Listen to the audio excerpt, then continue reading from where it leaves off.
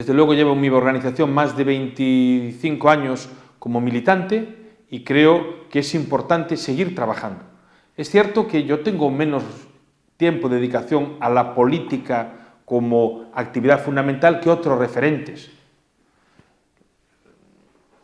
Mientras Ana Pontón lleva un tiempo y otros referentes llevan otro, yo llevo mucho menos tiempo.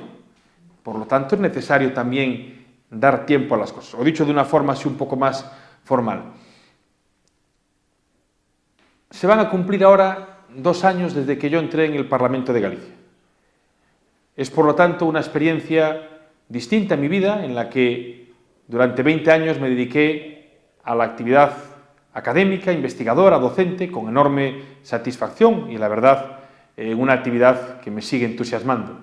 Pero estos 2 años han sido 2 años de mucha intensidad. Y creo que es necesario que el Partido Socialista de Galicia siga viendo hacia el futuro, que siga teniendo horizontes para avanzar, que crea en sí mismo y que Galicia es el objetivo al que servir. Y creo que en este momento es lo que tenemos que hacer. Yo llevo en el Parlamento de Galicia menos de 2 años. La señora Pontón lleva 17 años. El señor Feijóo lleva 16 años.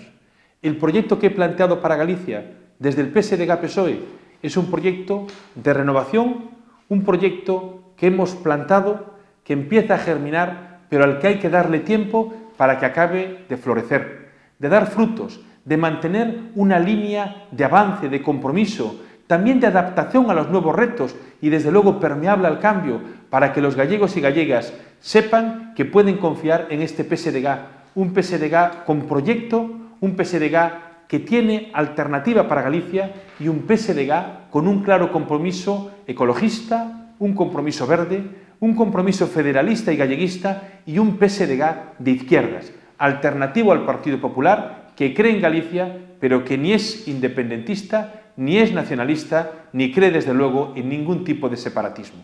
Esa es la hoja de ruta que quiero para un PSDG útil a Galicia, para un PSDG que ayude a tener una Galicia con más oportunidades para el futuro de los gallegos.